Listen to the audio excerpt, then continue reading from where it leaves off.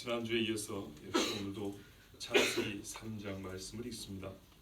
이 본문은 정말 제가 여러분에게 가장 많이 설교한 본문이기 때문에 뭐 그렇게 또 여기서 빼먹을 게 있나 싶은 생각을 할 수도 있습니다. 그렇지만은 항상 우리는 첫 사건으로 돌아가면 생각지도 못했던 많은 교훈과 깨달음을 얻고 영적 성장을 이룰 수 있다는 것이 경험이기도 하고 또한 우리의 믿음이기도 합니다. 제 믿음입니다. 여러분의 믿음이 제 믿음. 그래서 오늘 창세기 3장을 통하여 다시 한번 우리의 무언가 영혼의 흔들림을 바로잡고 굳은 심지를 세울 수 있는 시간 되기를 바랍니다. 그동안에 이 창세기 3장을 많이 설교했는데 한 번도 생각해보지 않았던 문제를 오늘 말씀을 통해 함께 숙고하고 또 하나님이 주시는 뜻을 분별하여 알고자 합니다. 이것은 분명히 우리 신앙이 더욱 견고해지는 데 도움이 될 것이고 하나님과 사람에 대하여 우리가 갖고 있는 인식을 더욱 바로 세우는 데 도움이 될 줄로 저는 그렇게 믿습니다.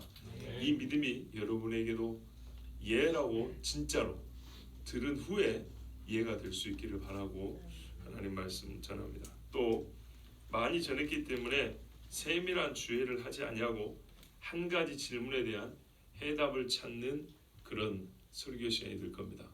약간은 어려울 수도 있습니다.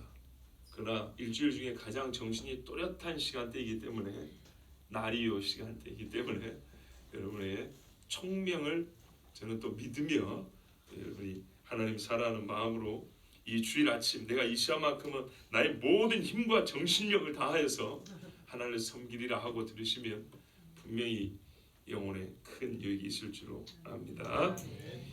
자, 하나님이 아담과 하와가 범죄한 것을 다 지나고 나서야 아셨을까요? 근거를 대보세요. 여러분이 아니라고 했는데 근거를. 자, 바로 이 질문입니다. 오늘 제가 여러분과 함께 생각하고 말씀을 통해서 배우고자 하는 바. 이 질문 때문에 어떤 이는 믿음이 흔들릴 수도 있고요. 어떤 사람은 하나님에 대하여 불평과 원망할 수 있어요. 지금 보세요. 아니라 다 안다 그랬죠. 그러면 이어나온 질문이 이거죠. 왜 안 막으셨을까? 조금 더 앞으로 나간 사람들이 이렇게도 하죠. 선악과를 왜 만들어 나가죠? 그렇죠. 영어는 성경을 처음 읽는 사람들이 보통 가지는 질문 또는 난제입니다. 근데 이 질문에 대한 대답은 이미 여러 번의 설교를 통해서 했던 걸로 저는 기억을 합니다. 저는 그렇게 알고 있습니다. 여러분이 혹시 궁금하시면 뭐 아무리 말해도 안 듣는 줄 아는데 그래도 참고적으로 예적했던 설교를 한번 찾아보시면 되겠습니다. 자, 하나님이 인류에게 대재앙이 발생할 것을 모르셨을까요? 아셨죠? 아담과 하와가 사탄에게 지금 미혹되고 있는 중이라는 것을 모르셨을까요? 성경 전체가 말하는 말을 요약 정리하면 하나님은 전지하시답니다. 그래서 다 알고 계셨습니다. 그런데 왜 막지 않으셨을까요? 오늘 우리가 말씀을 통해 확인하고 또 그 안에서 깨달음을 얻고자 하는 대답, 그러니까 이 질문의 대답을 통해 우리가 깨달음을 얻고자 하는데 이 대답이 우리가 기독교 신앙인의 이 지성적인 만족만 얻는 것이 아니라 우리 삶에 있어서 실제적으로 하나님 앞에 왜라고 묻는 여러 질문에 아주 궁극적이면서 궁극적이지 않지만 하여튼 하나의 주요한 대답이 될 줄로 알기 때문에 매우 실천적 질문이기 때문에 제가 오늘 여러분 이 질문을 던지면서 오늘 말씀을 읽습니다. 바로 이 질문의 대답을 오늘 말씀이 주고 있다는 겁니다. 그래서 이 말씀을 읽는 것이니까 한 절 한 절의 뜻을 세밀하게 전하지는 않습니다. 전에다 했고요. 자, 본문을 보십시오. 여호와 하나님이 아담을 부르시며 그에게 이르시되 네가 어디 있느냐 이르되 내가 동산에서 하나님의 소리를 듣고 내가 벗었으므로 두려워하여 숨었나이다. 자, 아담이 대답하지 아니하기 때문에 하나님이 알면서도 묻습니다. 네가 어디 있냐? 그렇죠? 아담을 불렀는데 대답을 안 하니까 어쨌다고요? 어디냐고 물었다고요. 아담아 하는 대답을 안 한다고요. 하나님도 알면서도 피하는 줄 알기 때문에 또 부른 거예요. 자, 아담이 뭐라냐면 벗었음으로 두렵답니다. 여기서 벗었음이 뭐냐? 이 하나님의 소리 듣고 두려울 때는 언제냐? 자, 이런 말씀 전했다고 했습니다. 간단히 우리가 교훈 하나 다시 얻으면 죄는 두려움을 낳고 이 두려움에는 반드시 심판이 있습니다. 이게 요한일서 말씀이죠. 두려움을 느낀다는 것은 일단 매우 좋은 것입니다. 왜냐? 두려움은 하나님 앞에 두려움은 회개를 불러일으키고요. 반복된 죄를 짓지 아니하도록 우리에게 경계가 되기 때문입니다. 그래서 여러분 회개와 반복된 죄를 이렇게 회개할 수 있고 반복된 죄를 짓지 않게 하는데 최고로 탁월한 수단과 도구는 마음의 두려움과 죄책감을 느끼게 하는 겁니다. 누차들이 말씀드립니다. 세상의 심리학은 죄책감을 버려야 할 것을 생각하지만 그것이 아닙니다. 죄책감은 좋은 것입니다. 죄를 책임으로 느끼는 것입니다. 얼마나 좋습니까? 묻지마 살인이 문제가 아닌가요? 그죠? 지가 잘못해놓고도 여러분 있잖아요. 현장 검증하면 저 뻔뻔스러운 놈 새끼 이러잖아요. 왜 그러죠? 죄책감을 안 느끼니까. 그렇죠? 사람이 짐승보다 험하다고 할 때는 죄책감을 안 느끼고 못 느끼는 인간들을 두고 하는 말입니다. 죄책감이 있어야 죄를 용서비려야 된다는 걸 알게 되고 또 행하게 됩니다. 궁극적인 죄 용서는 누구에게 있습니까? 하나님께 있습니다. 그리고 형제에게 너희가 잘못한 것이 있으면 가서 사과하고 오라. 하나님은 그렇게 말씀했습니다. 자, 죄책감은 버릴 것이 아닙니다. 문제는 죄를 용서받았는데 못 믿고 계속 죄책감에 시달리는 게 문제입니다. 죄를 갚아놓고도 계속 그것에 매달리는 것이 문제인 것이지. 자, 죄책감은 일단 치료받아야 할 병이 아닙니다. 이르시되 누가 너의 벗었음을 내게 알렸느냐? 누구에게 물었죠? 아담에게. 내가 너에게 먹지 말라면 그 나무 열매를 네가 먹었느냐? 하나님은 인과관계를 정확하게 알아요. 이걸 먹었기 때문에 벗은 걸 알게 됐고 두렵게 됐어요. 아담이 이르되 하나님이 주셔서 나와 함께 있게 하신 여자 그가 그 나무 열매를 내게 줌으로 먹었나이다. 여자 때문이라네요. 여호와 하나님이 여자에게 이르시되 네가 어찌하여 이렇게 하였느냐? 여자가 이르되 뱀이 나를 깨물어 내가 먹었나이다. 뱀 때문이라네요. 하나님이 추가 질문을 합니까 안 합니까? 안 하시죠. 여호와 하나님이 뱀에게 이르시되 네가 이렇게 하였으니 내가 모든 가축과 들의 모든 짐승보다 더욱 저주를 받아 배로 다니고 살아있는 동안 흙을 먹을지니라. 자, 뱀에게는 왜 안 물어보실까요? 뱀에게는 너 왜 이런 짓을 했니? 라고 안 물어보시죠? 하나님은요, 뱀에게는 그 행위의 이유나 동기 또는 너 말고 너에게 이 원인을 제공한 자에 대하여 질문하지 않습니다. 아담과 하와에게만 물어봅니다. 왜 그러냐? 하나님은 이미 뱀을 알고 계셨기 때문입니다. 유다서 6절에 또 자기 지위를 지키지 아니하고 자기 처소를 떠난 천사들을 큰 날의 심판까지 영원한 결박으로 흑암에 가두셨으며 마귀는 본시 천사였고 하나님은 그들이 행한 대적 행위를 알고 계십니다. 마귀는 하나님께 반역을 했지요. 그리고 항상 반역을 꿈꾸는 자들이고 하나님의 보좌를 탐내는 존재입니다. 본성적 악함이 그들의 것이기 때문에 하나님은 뱀에게는 왜를 묻지 않으셨습니다. 요한복음 8장 44절에 너희는 너희 아비 마귀에게서 났으니 너희 아비의 욕심대로 너희도 행하고자 하느니라.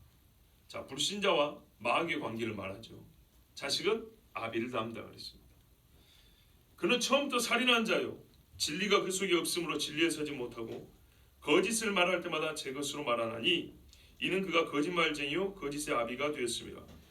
거짓의 시초가 마귀랍니다. 제 것이랍니다. 지껏 이 땅에 존재하는 모든 것을 하나님 말하면 다 내 것이요 금도 내 것이요 은도 내 것이요 열방의 모든 것들이 다 내 것이다. 하늘의 만상도 내 것이요. 그렇죠. 근데 하나님 것 아닌 것 딱 하나 있대요. 거짓말. 이거는 하나님 뭐라면 하나님께서 가르쳐 주시길 이건 마귀 거다. 마귀 제 것이다 그랬어요.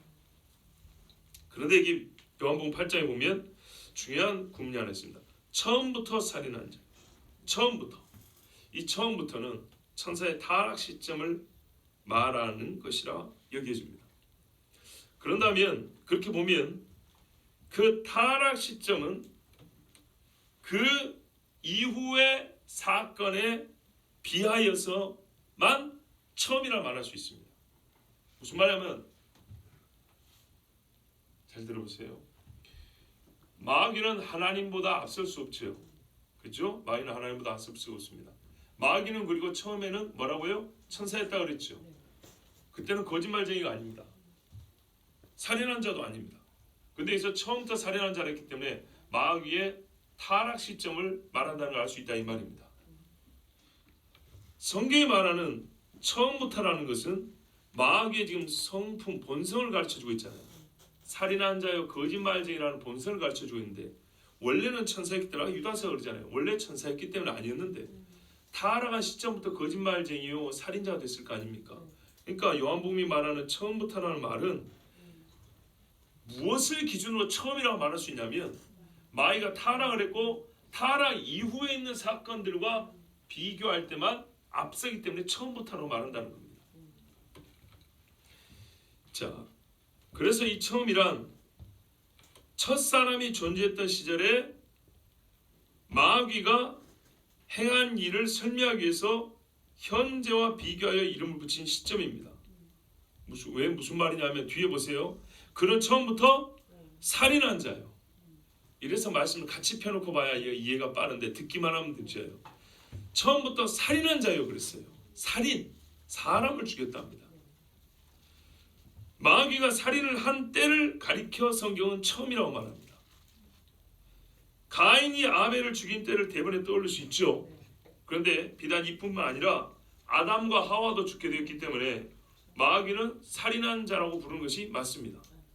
말은 무슨 말이죠? 마귀는 성경에 보니까 보세요. 그 이후의 일들과 비교하여 처음이라고 부르는 때가 있어요. 시점상으로 처음으로. 근데 이 처음이라고 부르는 때는 거짓말이 시작된 때고 살인이 시작된 때예요. 거짓말과 살인을 거의 시차 없이 묶어놨어요. 그리고 원래는 천사였기 때문에 이거는 타락 시점부터 멀지 않다는 얘기입니다.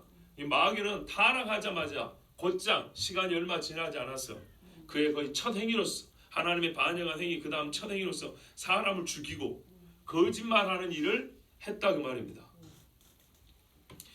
자, 이 처음부터는 사람과의 관계에서만이 아니라 그 이전 상태부터 또 마귀의 본성을 말씀하시기 위하여 정한 시간입니다. 자, 가인을 통하여 아벨을 죽일 때 이전, 아담과 하와를 죽음에 이르기 이전부터 마귀를 설명하는 말로 처음부터라는 말을 씁니다. 왜냐? 요한복음 8장 44절 후반에 보면 진리가 그 속에 없으므로 진리에 서지 못하고 그랬습니다. 진리에 서지 못하고는 살인보다 앞선 마귀의 전유물입니다. 마귀만의 것입니다. 하나님과 하나님이 만든 피조물 전체를 통틀어서 진리에 서지 못하고는 마귀밖에 없습니다. 살인이 있기 전에. 근데 이거는 벌써요 처음부터 이러고 이어났다고요. 진리가 없어서 거짓으로 사람을 미혹했고 사람을 죽게 한 자가 마귀입니다. 한마디로 마귀는 진리가 없는 존재예요. 하나님께 대적하고 살인한 자라는 것을 하나님이 알고 계셨다는 말입니다. 진리가 없는 거짓말쟁이. 그래서 하나님이 마귀에게 안 묻습니다. 물어도 이놈은 또 거짓말할 거예요. 물을 필요가 없습니다. 하나님께서 뱀에게 묻지 아니하심을 제가 이렇게 조금 길게 논한 이유가 있습니다. 하나님께서 뱀을 미리 이미 알고 계셨다는 결론을 얻으면 어떻게 하나님은 아담과 하와의 말을 다른 증거나 추가 조사 없이 그대로 믿으실 수 있었는지 이해할 수 있기 때문입니다. 하나님이 다 알고 계시다는 반증입니다. 봐보세요. 제가 지난주에는 반대 논리를 같은 논리를 반대 방향에 생각하면 돼요. 왜 사람이 마귀에게 증거를 묻지 아니하고 네가 누구냐고 묻지 않았을까 그랬죠. 오늘은 그 반대입니다. 같은 논리로 왜 하나님은 아담과 하와에게 네가 왜 두려워하냐? 네가 먹었냐? 예, 어떻게 해서 먹었느냐? 저 여자가 먹으라 그랬습니다. 야, 이 자식아, 그걸 어떻게 하나? 네가 지금 네 마음대로 먹고 핑계 달라고 그러는 거지. 이렇게 따져 묻지 않았다고요. 아담이 저 여자가 먹으라 했습니까? 먹으라고 했습니다. 그랬더니 하나님이 그래, 나는 믿는다. 그러면 더 이상 질문을 안 합니다. 바로 넘어갑니다. 이 중요한 문제를 생각해 보세요. 역사상 처음 있는 하나님 앞에 대하나님 향한 거짓말, 범죄 행위에 대해서 하나님께서 인간이 그 책임을 묻고 이제는 저주를 할 건데 그 저주가 얼마나 큽니까? 그러면 자세히 조사를 하고 추궁을 해야 되는데 그러지 않냐고 너 왜 먹었냐? 저 여자가 먹으라 그랬습니다. 그러니까 그대로 믿고 넘어갑니다. 그 여자에게 너는 왜 먹었냐? 그랬더니 뱀이 먹으라 그럽니다. 이것들 말아요. 뱀한테 핑계를 다 넘기네. 이렇게 하지 않으시고 그래? 믿는다 이러겠단 말이죠. 이렇게 쉽게 넘어간다는 것부터 하나님은 다 알고 계셨다 그 말입니다. 자, 하나님이 모르듯이 물어보신 거는 진짜 몰라서가 아니고요. 또한 인간에게 책임을 묻고 그를 그 괴로워하는 것을 즐기려는 뭐 괴악한 취미를 가져서 그런 것이 아닙니다. 하나님이 마귀에 대하여 더 이상 질문을 안 하셨다는 것은 마귀를 이미 알고 있었다는 것이고 사실은 그것은 사람의 행위에 대해서도 이미 알고 있었다는 증거입니다. 자, 왜 하나님은 그러면 다 아시면서 막지 않았는가? 우리가 살면서 하나님의 전지와 전능을 믿는 신앙인으로서 이러한 궁금증 내지는 원망스러운 질문을 할 때가 있을 수 있습니다. 어떤 분은 안 하기도 하죠. 근데 할 수 있다면 아담과 하와가 가장 큰 소리로 물었을 법합니다. 이런 질문을 한다면 사실은 아담과 하와가 제일 크게 하나님 앞에 물었을 겁니다. 왜 안 막았냐? 그런데 아담과 하와는 안 물었어요. 그리고 하나님이 하시는 그 저주의 말씀을 전부 다 그냥 받아들였어요. 말씀드리자면 이 똑똑한 인간이 말이죠. 우리는 타락한 인간의 지성으로도 알겠는데 똑똑한 아담과 하와가 하나님이 다 알고 계셨다는 걸 왜 모르겠어요? 그러면 하나님 왜 알면서도 안 막으셨어요? 이럴 수 있는데 우리는 주제, 지 멋대로 한 다음에도 이렇게 묻는데 말이죠. 아담과 하와는 하나님이 다 알고 계신 걸 알면서도 그렇게 따져 묻지 아니하고 하나님의 책망과 저주를 그대로 받았어요. 이 정도는 좀 겸손할 필요가 있겠습니다. 자, 아담과 하와는 하나님께 한 가지 질문도 하지 않고 하나님의 저주와 심판을 받아들였고 동시에 구원의 길도 선물로 받았습니다. 아멘. 여자의 후손 아시죠? 자, 그렇다면 우리가 이와 같은 유사한 일에 있어서 우리가 신앙생활에서 나름의 경험도 가지고 있을 것이고 자기 나름의 해답도 있을 겁니다. 그런데 우리가 말씀을 통해서 조금 더 우리 질문의 답을 찾아보도록 하겠습니다. 이 질문에 대한 답은 우리가 삶에서 이와 유사한 일이 있기 때문에 실천적 의미의 교훈과 유익이 될 줄로 압니다. 사실 제가 오늘 이 말씀 드리기가 좀 어려운 것이 뭐냐면 지난 수요일 날 오신 분들은 아시겠지만 제가 말을 그냥 쉽게 시원시원 쭉쭉쭉 뻗어 나가버리죠. 그럴 때가 있어요. 어떤 때 금요일 날은 그냥 큰 소리로 굵직굵직하게 팡팡팡 박아버린 경우가 있어요. 그게 원래 제 스타일인데 그렇게 설교하고 싶은데 때로는 주제가 그와 같은 설교 형태를 허락하지 않는 때가 있어요. 이런 식의 주제를 설교할 때는 여러분 스스로가 굉장히 부담스러워하고 좀 따라오는 속도감의 차이가 있는 줄 알기 때문에 제가 그 어려움이 있는 줄 알기 때문에 전할 때 상당히 말이 좀 희한하게 어눌해지고 제 스스로가 말이 잘 안 나오고 말이 꼬이는 경우가 있습니다. 마음에 부담이 커서 그래요. 왜냐하면 1시간을 설교했는데도 듣고 난 다음에 얼굴이 전부 다 꽁해갖고 있으면 설교할 필요가 어디 있겠습니까? 그런데 이런 주제의 설교를 때로는 필요하거든요. 근데 어떤 분들은 그럴 수 있어요. 일주일에 한 번 오신 분들은 맨날 저렇게 어려운 이야기만 하냐고. 그래서 제가 늘 말씀 수요일도 오시고 금요일도 와보시고 새벽에도 한번 와보세요. 항상 똑같은 형식, 똑같이 어려운 이야기 안 합니다. 그런데 이렇게 어쩌다 한 번 오시면 그 어쩌다 한 번 이렇게 공교롭게도 걸리는 거예요. 계속 어려운 이야기로. 참 이런 이야기도 안 했으면 좋겠는데 여러분이 벌써 괴로워하는 분들이 계셔가지고 제가 이 말씀을 드립니다. 조금 저도 좀 편하고 여러분도 좀 편한 마음으로 말씀을 전하고 들었으면 좋겠습니다. 자, 설교 시에는 무엇이면 좋겠습니다. 이런 말 원래 안 쓰는 건데 오늘 이런 말을 써서 자 보십시오. 매우 단순한 논리로 파악이 가능한 사실부터 해가지고 하나님께서 아담과 하와의 행위에 간섭하지 않음의 이유를 그리고 그렇게 하지 않는 것이 어떻게 우리 인간에게 유익이 되는지 말씀을 보도록 하겠습니다. 하나님께서 선택하신 모든 일은 의로우며 인간에게 유익하다는 믿음에 대하여는 별다른 논증을 하지 않아도 여러분 다 믿는 줄 압니다. 아그리파 왕이 사도 바울의 변론과 자기 간증에 농담조로 반응한 것처럼 하지만 않는다면, 여러분 진지하게만 듣는다면 그렇게 다 하나님이 하신 일이 의롭다는 일에 대해서는 특별한 논증이 필요 없다고 저도 생각합니다. 자, 그러면 이제 본격적으로 한번 들어보세요. 인간의 가장 큰 특징은 하나님의 형상 또는 하나님의 모양이라고 합니다. 그렇죠? 여기서 우리가 답을 찾아야 합니다. 다른 그 인간이 만든 인간학적 전제를 가지고 그것을 유지 존중하기 위해서라고 말하기 전에, 무슨 말이냐면 인간은 인격을 가지고 있기 때문에 하나님께서 인격적으로 대우하시려고 간섭하지 않으셨다. 이렇게 말하는 것은 틀린 것은 아니지만 하나님의 형상에 대해서 논하는 것보다는 훨씬 그 탐구의 결과를 활용할 때 그 적용 범위가 좁습니다. 무슨 말이냐면 하나님 앞에 우리가 인간이 인격적 존재라는 것은 사람이 자기 스스로를 판단하는 것입니다. 우리는 인간이잖아. 그래서 우리 인간의 어떤 격을 맞춰야 되고 인간의 특성을 하나님이 살려주시는데, 이거는 우리가 생각하는 것입니다. 그렇게 생각하면 대답은 쉽게 찾을 수 있는데요. 왜냐하면 우리 서로 관계에서 그렇잖아요. 부모 자식과 인격적으로 대해준다. 이 그 틀을 가지고 그대로 하나님께 적용하면 쉽게 답을 찾을 수 있는데, 그런 식으로 찾으면 곤란하다는 겁니다. 제대로 된 답을 찾기도 어렵고 찾은 답이 실제 우리 삶에서는 그보다 폭넓은 환경과 사건들이 있는데 거기다 적용할 수가 없다는 겁니다. 그래서 진짜로 답을 찾으려면 우리 인간이 어떤 존재이기 때문에 하나님께서 막지 않으셨는가, 왜 막지 않으셨는가 할 때 우리의 인간이 어떤 존재인가를 또 찾아야 되는데, 그 답은 성경이 가르쳐주는데 하나님의 형상이라고 했다는 겁니다. 그 형상에서부터 시작하는 것이 맞습니다. 자, 하나님의 형상은 그 자체로 명제로 가르쳐진 적이 없습니다. 하나님의 형상이란 무엇이다 이렇게 가르친 적이 없습니다. 그래서 학자들도 하나님의 형상에서 논의한 책이 엄청나게 많습니다.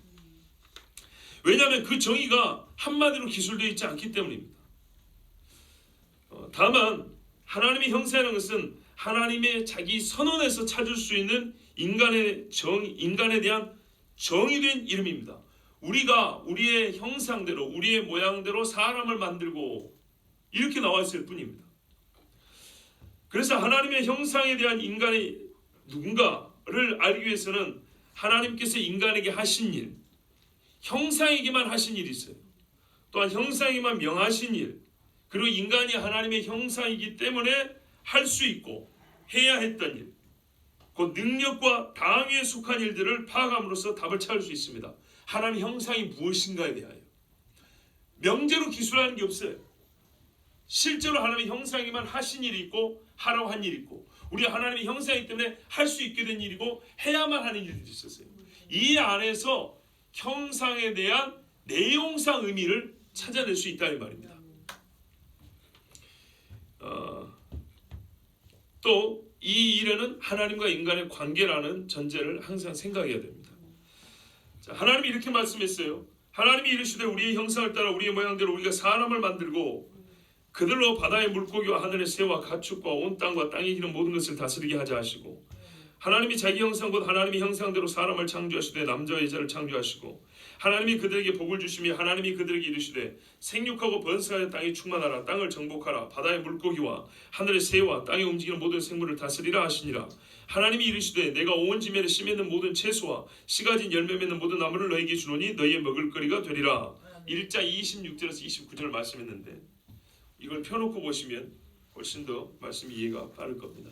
자, 이것이 인간이 받은 명령이면서 복입니다. 하나님의 형상으로서 사람은 하나님이 만드신 모든 피조물 중 지구에 있는 것들을 다스릴 수 있는 능력과 권한을 받았습니다. 하늘에 있는 것들을 다스릴 권한을 못 받았습니다. 제가 쓴 언어를 하나하나 잘 보시면 지구에 있는 것, 땅 위에 있는 것들만 다스릴 수 있는 능력, 이 능력은 지혜와 권위가 들어가고요.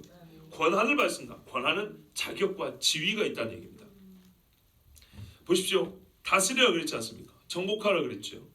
그리고 창조 능력이 아니라 창조적 능력으로서 생육하고 번성할 수 있는 능력을 받았습니다. 없는 것을 있게 하는 능력.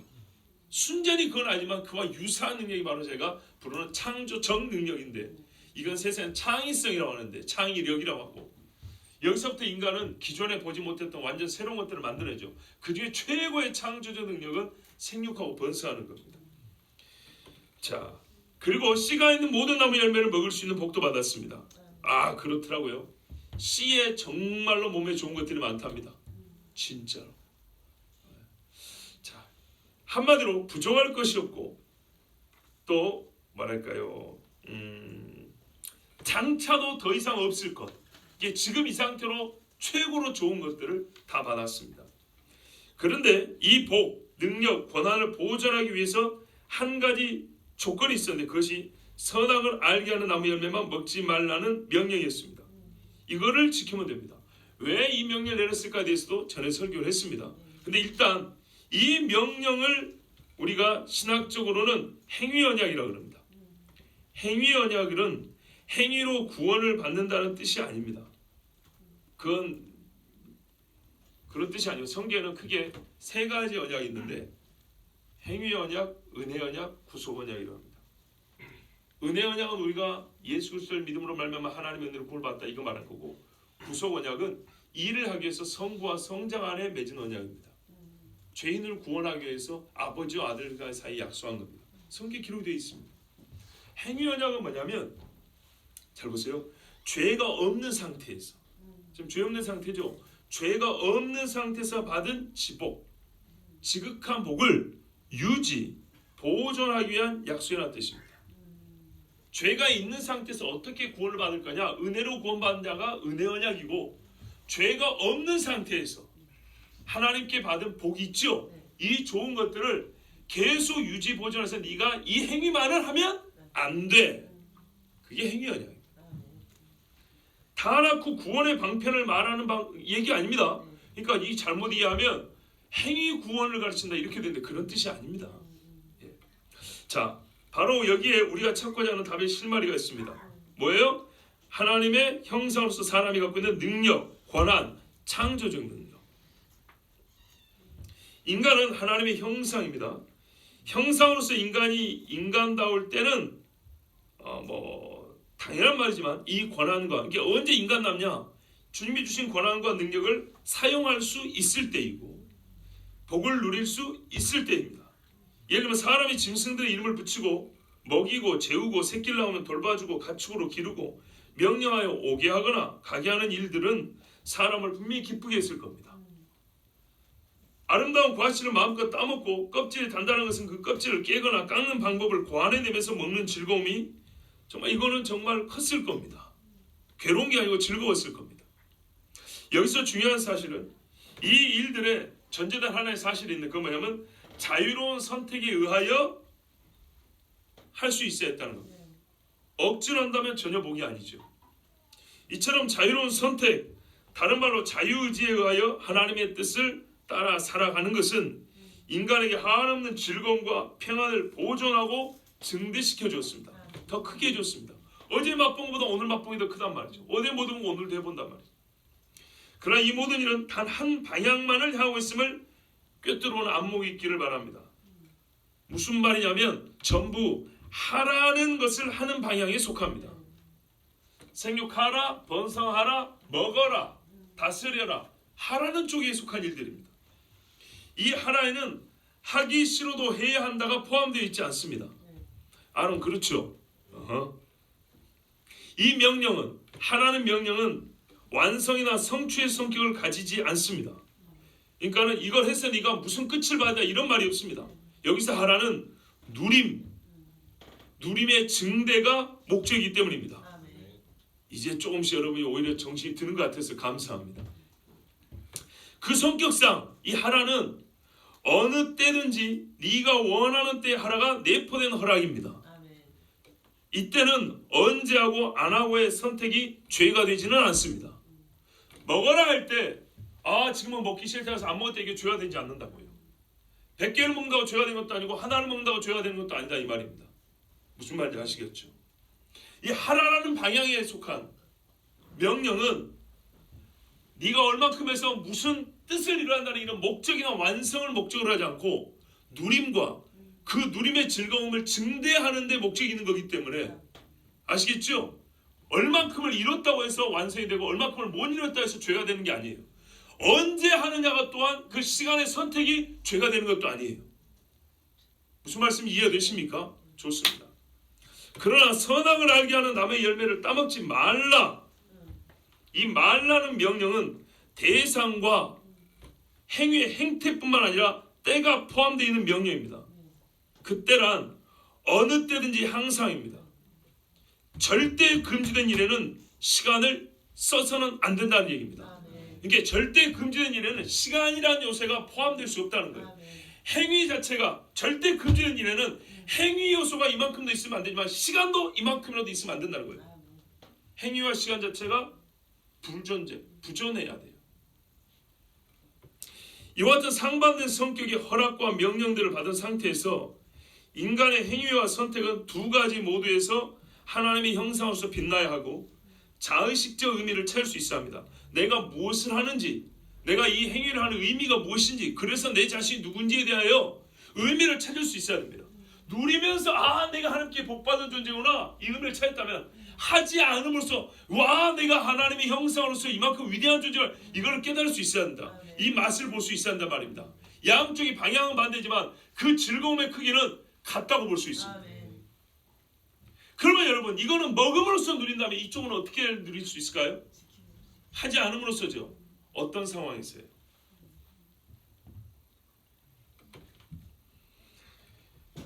하나와 언제나 원하는 때에 할 수 있음에서 하나님의 형상으로서의 자의식을 확증하고 인간으로서 복을 누림을 즐거워하는 것만이 아니라 하지 말라와 어느 때라도 불가하다를 지킴으로써 하나님의 형상으로서의 즐거움과 자기 존재 의미를 극대화시키는 기쁨을 얻을 수 있어야 한다는 말입니다.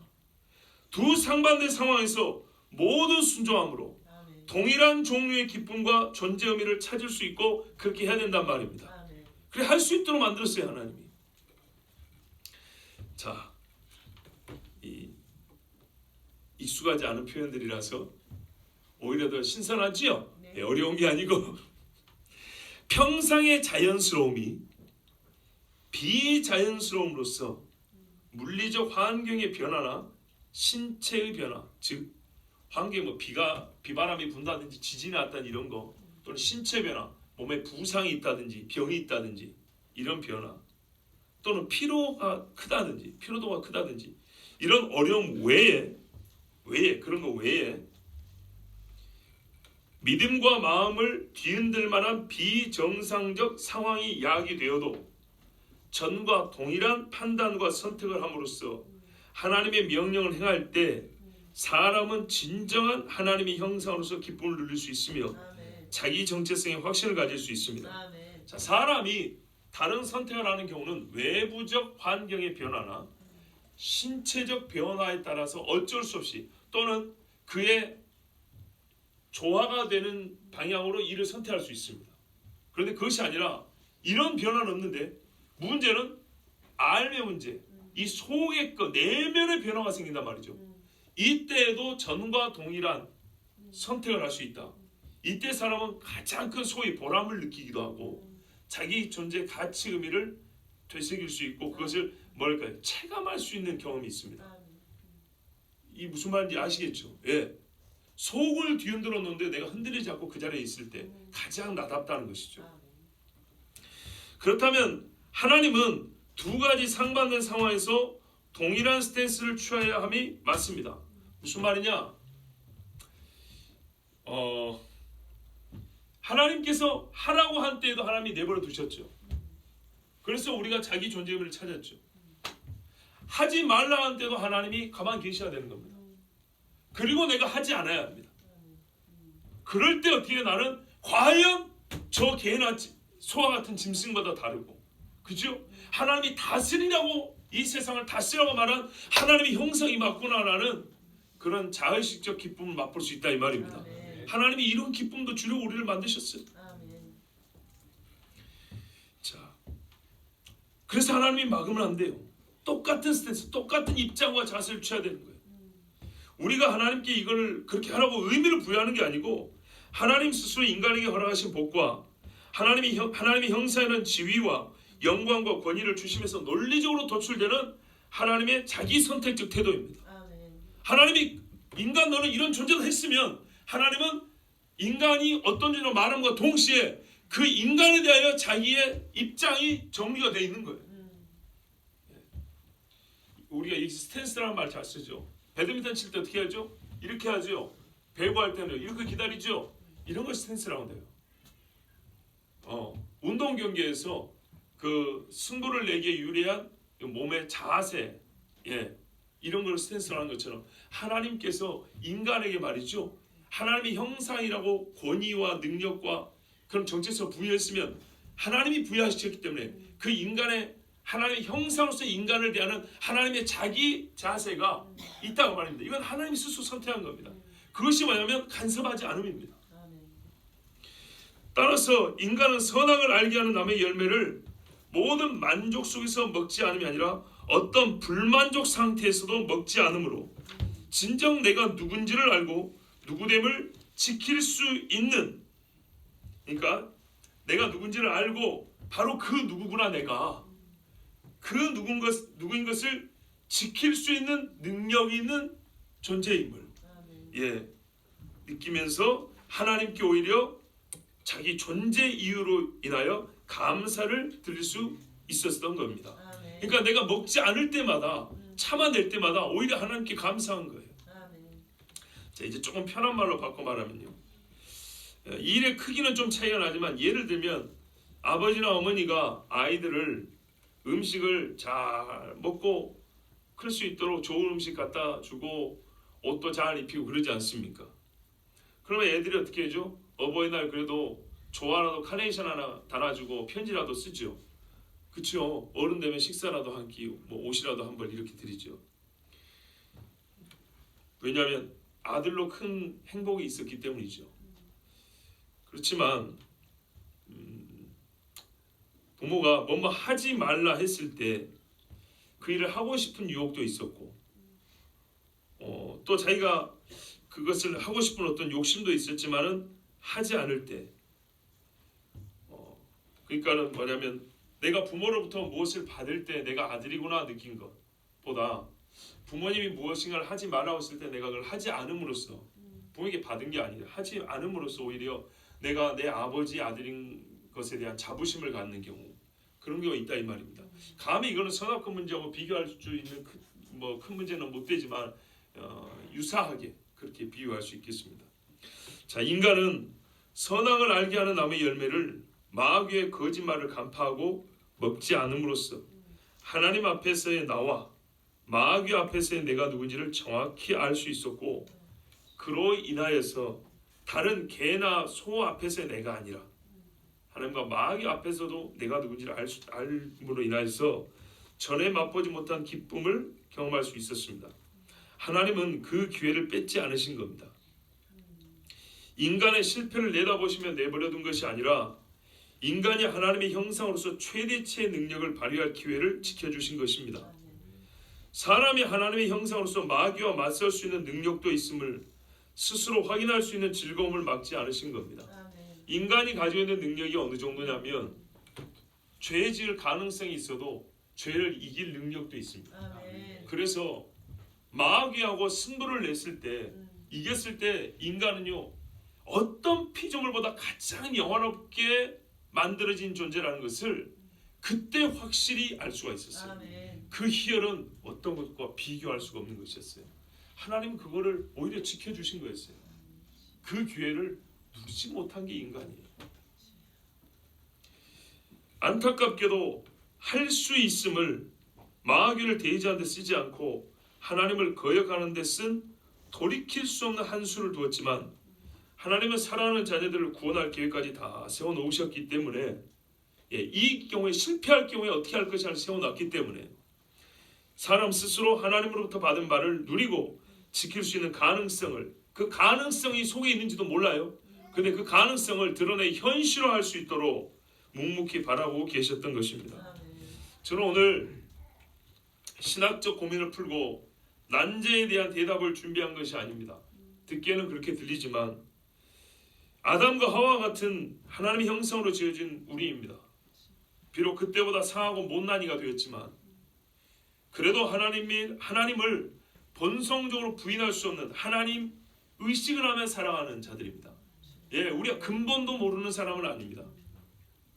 그런 우리가 살면서 하는 일 중에 다시 한다면 그렇지 않으리라 후회하는 일들이 많이 있지 않습니까? 그 후회가 그 일 행함 자체가 옳지 않기 때문에 하는 후회도 있고, 또는 그 결과가 고통스럽고 갈수록 그 고통이 커가기 때문에 내가 그때로 돌아간다면 그렇지 않으리라 하고 후회하는 일, 또 하나님께 간구하고 좀 더 심하면 왜 그때 나를 그대로 내버려뒀냐고 원망하는 일들도 있습니다. 또 교회 사역을 할 때에도 하나님께서 이 일을 좀 막아주시지 왜 안 막아주셨을까 하는 그런 때가 있습니다. 바로 이런 실천적인 문제와 질문에 대하여 대답을 주고자 하는 겁니다. 이 일의 중대성으로 볼 때 우리가 경험하고 이렇게 묻는 것보다 아담과 하와는 정말 돌이킬 수 없었지 않습니까? 인간이 물을 수 있는 하나님이 왜 막지 않으셨어에 대한 사유에 대하여 그 사유가 가장 중요하고 가장 큰 그런 경험을 한 사람이 이 두 사람입니다. 그런데 이들은 묻지 않았다는 겁니다. 근데 우리는 물어요. 그보다 작은 일인데도. 그래서 이 실천적 질문에 첫사람은 묻지 않았다는 걸 얘기해 주면서 첫사람이 묻지 않음에 대하여 우리가 그와 같은 태도를 배워야 되기 때문에, 근데 우리는 그냥 아담과 하와처럼 그냥 묻지 맙시다, 그냥 받아들이세요 이러면 맹목적이라고 하잖아요. 그래서 우리가 오히려 묻지 않아도 되는 이유, 묻지 않고 하나님을 신뢰할 만한 이유를 오늘 말씀을 통해서 여러분에게 답을 드리고, 부질없이 하나님을 원망하는 무지한 말로 이치를 가리는 자가 되지 않게 하기 위하여 그래서 이 말씀을 전하는 겁니다. 매우 실천적 의미입니다. 자, 저는 하라와 하지 말라 가운데 우리 하나님의 형상인 우리가 복을 누림과 복을 상실함을 경험하는 우리를 위하여 오늘 이 말씀을 준비했습니다. 우리는 모든 일에 하나님의 형상됨을 이미 받은 능력과 자유로 선택하여 스스로 확인하고 즐거워할 수 있습니다. 그런 능력도 받았습니다. 하나님을 기쁘시게 하고 하나님으로부터 더욱 큰 복락도 받을 수 있습니다. 이걸 어떻게 하느냐에 따라 다릅니다. 이 말이 모든 것이 다 우리 힘으로 가능하다거나 모든 괴로움이 단 한 가지 이유와 목적에서 연연한다고 말하는 것이 아닙니다. 그러니까 전부 다 모든 것이 우리 학이 달렸습니다, 그런 뜻도 아닙니다. 또는 모든 것이 다 한 가지 이유와 목적, 즉 지금 아담과 하와가 선악과를 따먹지 않음으로써 누릴 수 있는 기쁨, 그 한 가지 목적으로 그 목적만을 위해서 이 일들 뭡니까? 참 말이 오늘 진짜 꼬이네요. 하여튼 괴로움이 선악과를 따먹은 것 같은 이런 한 가지 일에서 연연한다고 말하는 것도 아닙니다. 우리는 그 중에 한 가지, 그것도 하나님께 원망이나 불평할 만한 구실을 제거하여서 보다 명철한 신앙인의 삶을 살고자 이 문제를 함께 풀어본 겁니다. 또 잊지 말아야 할 사실이 있는데요. 하나님께서는 간섭하셔서 막으시는 일도 있다는 겁니다. 우리의 바른 자세는 모든 어려움과 고통을 사전에 막아주신다 기대하면서 무책임하거나 또 왜 어떤 불행을 막으시고 어떤 고통을 막지 않으시는가를 따지는 것이 아니라 나의 책임을 다하면서 하나님의 도우심을 구하는 겁니다. 끝으로 말씀 통해서 얻는 이 통찰 하나를 더 얻으면, 성경 전체를 볼 때 선지자들 중에 하나님을 아는 지식이 더 큰 자에게, 더 많은 체험이 있는 자에게는 중요한 일에 있어서 하나님께서 더 멀리 계시는 경우가 있다는 겁니다. 더 안 보이는 경우가 있다는 겁니다. 왜냐하면 그 사람은 반드시 해야 하는 일과 절대 하지 말아야 할 일을 판단하고 정할 수 있는 능력이 있고 그것을 시험할 수 있는 기회를 얻었기 때문에 하나님이 마치 아담과 하와를 대하시듯이 일부러 멀리 가 계시는 경우도 있습니다. 저는 손에 딱 잡히지는 않지만 오늘 이 말씀 보며 묵상하면서 먼저 떠오르는 것은 솔직히 개인보다는 교회입니다. 교회는 하나님이 지각 있는 자들을 지도자로 세우며 총명 있는 자와 신앙이 있는 자들을 앞선 자로 세웁니다. 그런데 생각보다 많은 괴로움들이 교회에 있습니다. 많은 죄들도 있습니다. 그 고통이 큽니다. 그런데 지나놓고 나면 하나님께 이렇게 묻습니다. 왜 하나님 우리를 이렇게 만드셨냐고. 힘들어서 하는 소리일 수는 있다고 봅니다. 그러나 앞으로는 그런 말을 하더라도, 그런 질문을 하더라도 아는 자로서 하셔야 합니다. 하나님이 이렇게 만든 게 아닙니다. 가장 그 어려운 시기예요.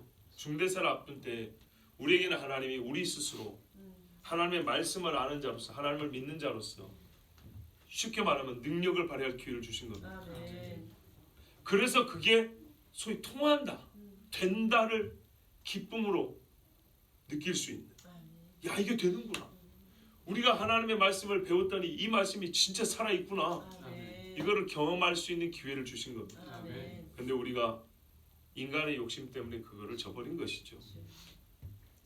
실천적 의미의 답을 주고자 한 겁니다. 우리는요 생각보다 많은 걸 알고 있습니다.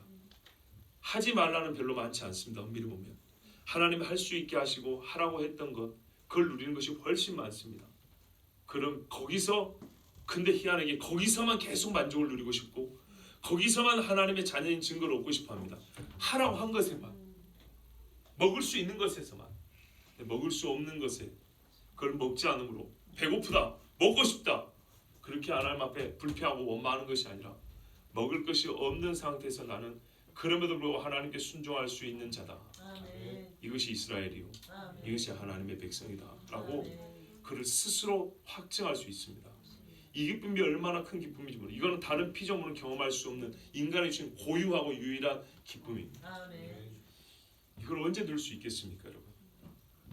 할 수 있는 걸 하는 데서요, 이래도 되고 저래도 되는 걸 선택하는 데서요, 아니요, 절대 안 되는 것을 진짜 하고 싶은데 그거를 하지 않으면서 느낄 수 있는 거예요. 인간만이. 하나님은 그 기회를 뺏지 않으셨어요. 그리고 그것을 위험한 줄 알지만은 위험에만 던지지 않고 그 위험을 이길 수 있는 능력을 사실 이미 주셨어요. 아담이 갖고 있었던 지식, 지난주에 말씀드렸어요. 하나님을 많이 모른다고. 그렇지만요, 자기 존재의 시작이 하나님이라는 것, 근원만 알아도 이 시험은 이길 수 있었어요. 이미 능력은 충분했습니다. 여러분, 우리에게 주신 하나님의 말씀이 넉넉하고 우리가 경험한 하나님의 은혜 경험도 충분합니다. 무엇이 부족해서 하나님이 하지 말라를 끝내 하고야만은 그런 죄인이 되어서는 안 되겠습니다. 이제는 하지 말라를 해도 된다는 것을 즐겁게 하는 것처럼 하지 말라도 즐겁게 하지 않을 수 있어야 합니다. 정말 이 시대에 빛나는 세상의 빛과 같은 그리스도인이 누구겠습니까? 하지 말라가 본성, 하지 말라 하신 그 일이 안 하는 것, 그 일을 안 하는 것이 본성이 된 사람, 얼마나 찾기 어렵습니까? 간음하지 말라, 살인하지 말라, 도적질하지 말라, 이것이 본성이 된 사람, 얼마나 아름답습니까? 정말 우리가 그렇게 못돼서 그렇지, 정말 그렇게 이 사람이야말로 참으로 하나님의 사람이라도 하나님의 사람이라고 우리 모두가 인정할 수 있는 사람 아니겠습니까? 바로 그 이야기를 하는 겁니다. 자기가 그 일을 범하놓은 후에 왜 하나님 막지 않으셨습니까가 아니라 하나님이 이미 그걸 하지 않을 수 있는 능력을 주셨고, 하지 말라고 명령하신 것은 바로 하고 싶은 것을 하지 않을 수 있는 존재로 나를 만드셨기 때문입니다. 여러분, 연말입니다.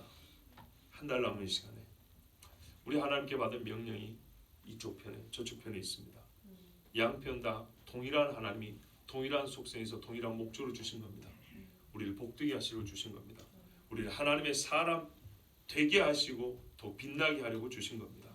양편을 다 지키셔서 이것도 취하고 저것도 버리지 말고 정말로 하나님의 법도와 규례를 행하는 우리 모두가 되길 바랍니다. 기도하겠습니다. 하나님 아버지,